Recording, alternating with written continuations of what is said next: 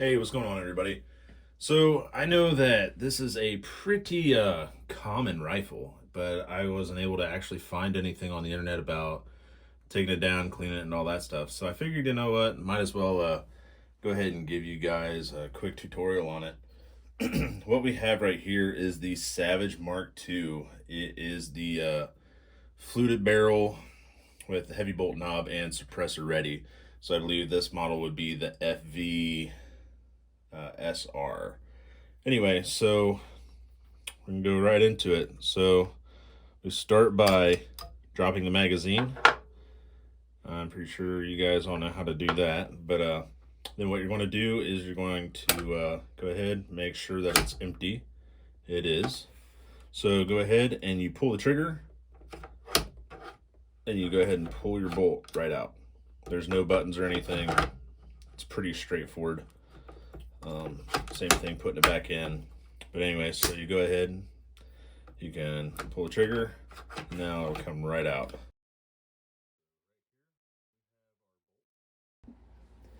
The next thing I'm going to be doing is using a 5/32 Allen wrench. We're going to go ahead and loosen the action and barrel from the stock.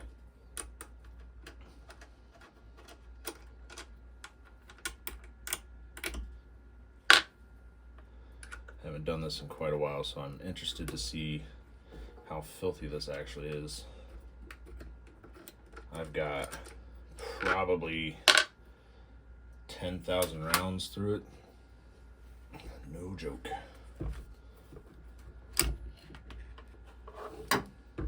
Actually, it's looking pretty clean in here. Stock is pretty straightforward. Not really a lot of cleaning or anything to do in there. Looks fine. I'm gonna go ahead and grab a rim oil wipe, typical hammer fashion. I use these things all the time. I gotta be honest, they're just handy, you know. Less material. So you keep it around the shop, like just keep a tube of these, throw them away when you're done.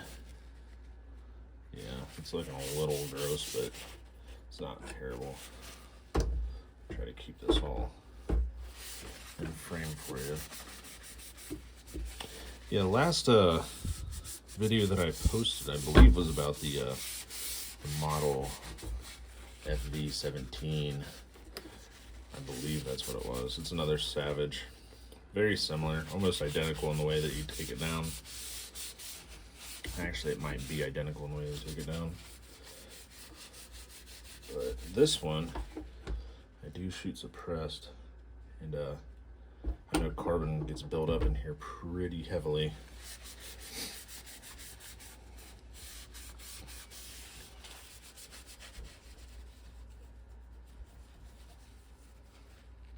It's really not that bad.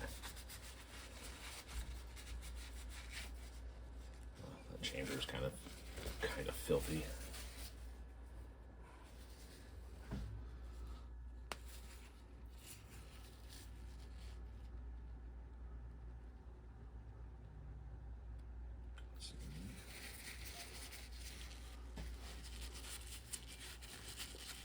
Right now I'm just getting the larger debris out.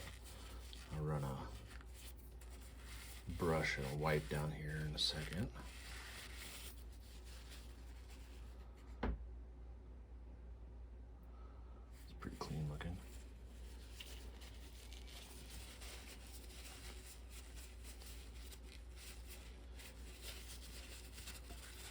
I will say this is one of the most accurate 22s I have ever had. Surprisingly accurate. I've had this, oh shoot, I've had it for years now. I think I got this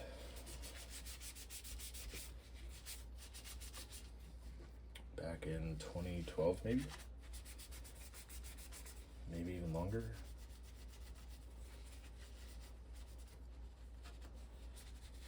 Anyway, I'm just going around getting any area where there could be some rust hiding or any type of moisture at all.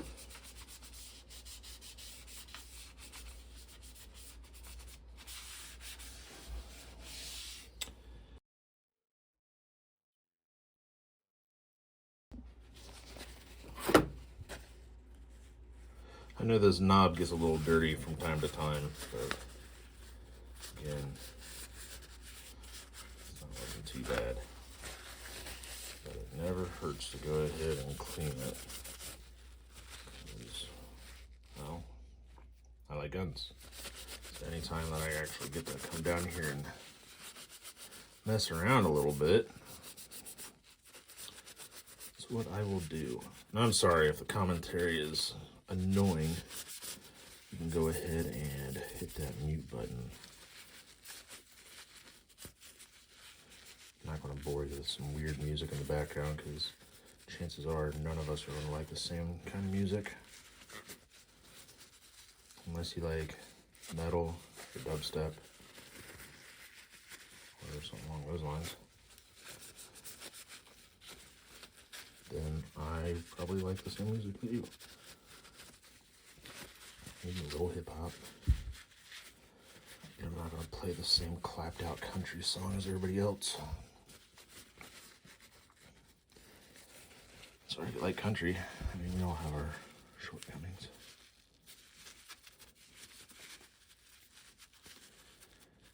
Alright, so that's about that for the old rim wipe. Now to move on to something a little bit more aggressive to try to get this carbon buildup in here. There's not a lot, but it's still there. Alrighty, I'm going to get some of this Otis 085 CLP. I'm going to just put a little bit in here. Probably more than I need. I also build fishing rods on the side, so I have a lot of these little stir sticks and cups laying around. They come in awfully handy. I also have these giant freaking Q-tips.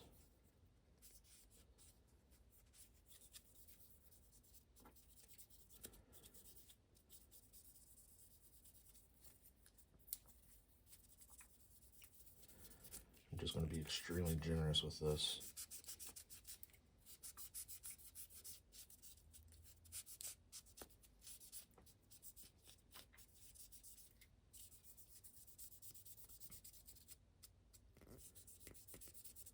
I think I got these giant Q-tips from Brownells, maybe. Sent me like a whole package of them. They are a bit silly looking. Anyway, man, I hope that was not off camera. Anyway, so now the next thing that I want to do is where I had this carbon built up here. I'm going to try to keep this in focus as much as I can.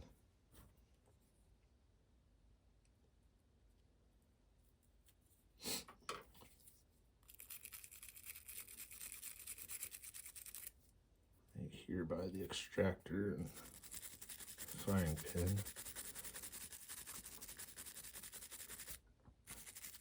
Now push the can.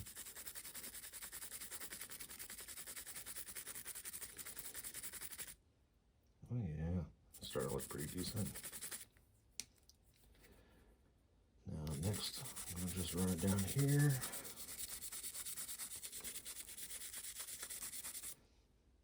You can see some of that rust and carbon coming up off of there.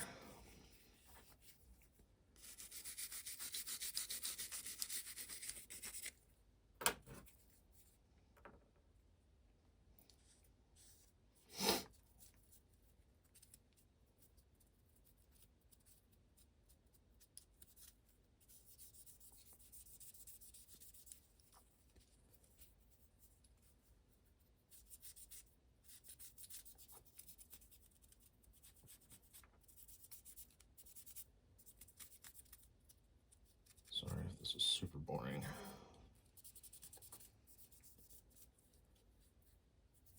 give it a good scrub here, and then you could probably guess it.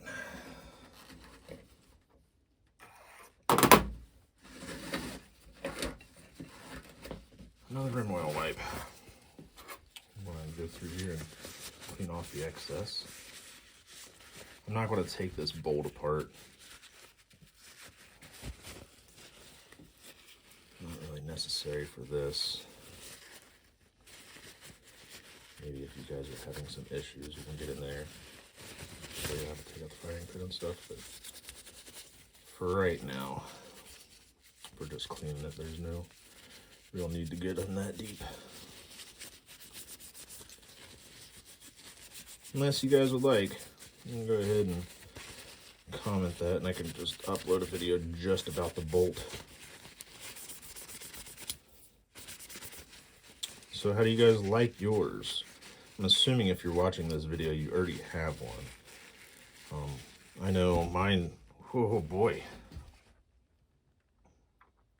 I know that mine is a tack driver. As I said, I've probably got over 10,000 rounds through it. And I'll tell you what, it's just perfect. I don't know if I have any shot groups or anything that I could put in here to show you. But if not, I will absolutely have to add them in at some point. There's plenty of videos showing testimonies of the accuracy and dependability of this rifle. And for the price, man, it is really hard to beat. I've shot some pretty nice rifles, but for the price, man, this girl takes the cake. All right, so that's about where I'm going to leave the bolt for right now. Got it all cleaned out, scrubbed out. Next thing, I'm going to move on to cleaning out the bore. So, be right with you. What I like to do is just the bore snake. This is just the way that I like to do it. Stretch this buddy out. So this one is a bore snake. Is good for 22, 223, 5.56, all your 22 caliber bullets.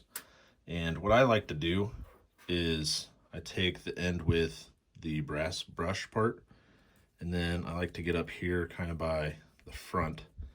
I like to just dip a little bit of CLP in here. That was an awful lot, but you know what? It'll be okay. We'll live. It will be good for us. Okay, so now what I'm going to do, I'm going to take this brass end, insert it,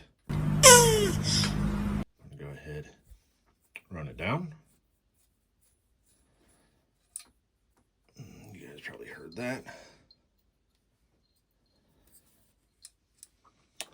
Never done this on camera before. This is kind of weird. All right. You'll notice that it comes out here. What we're going to do, see if I can show you. So it's going in. What we're going to do is just give it a firm yank. Alrighty. Hooey. I don't know if you guys can see down there, but it is clean as a whistle. That looks good. I was going to do another wipe, but that looks very good. See if I can give you guys a better look over here. Bore side. Yeah, there you go. You can see some reflections in there, but it is very clean. So I say we're good there. All right, so at this point, I believe the next step is a little bit of lubrication over by the trigger. And from there, we will start reassembly. All right, guys. So, again, this will probably be my last rim wipe of the video. But I'm going to come in here really quick, clean off all these springs a little bit. Try to get on this AccuTrigger. Pull it out just a little bit from behind. Don't push too hard.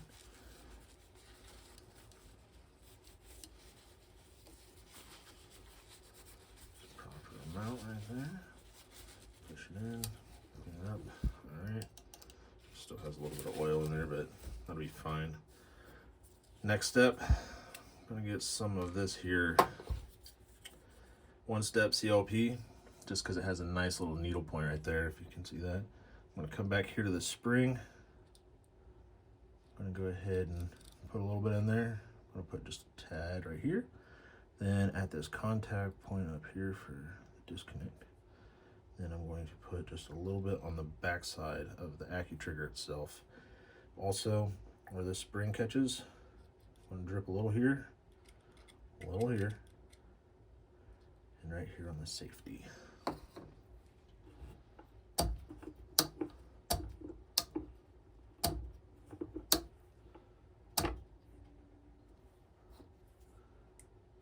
Doop, doop. All right. Now we are looking at the reverse side. You can see a little bit better right here.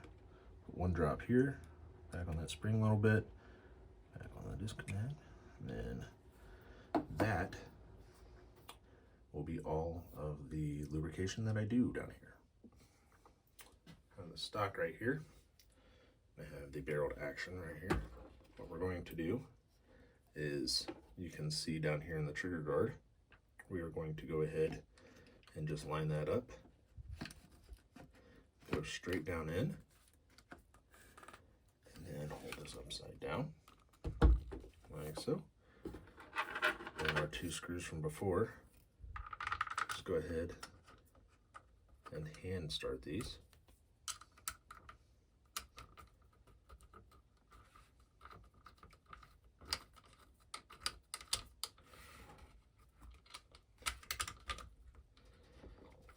It's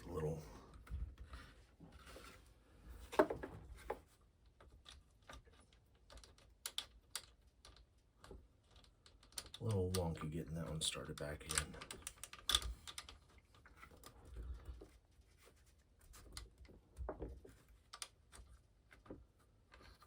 Just be careful not to cross thread them. And again, with this 5/32 Allen key, we will get these just snug. We'll come back and torque them. On the Savage Mark IIs and 17s with the polymer stock, you are going to be torquing this to 15 inch-pounds. So there's that. We are good. Lastly, what we're going to do, we're going to lube here, here, a little here, here, here, here. Sorry, it is not wanting to focus. A little here, and coming back here, a little here, a little here. And then I also like to just across the top a little bit. Okay, now once we have our bolt lubed up, we are going to depress the trigger and slide right in. Make sure you do have it off of safety or else it will not go back in.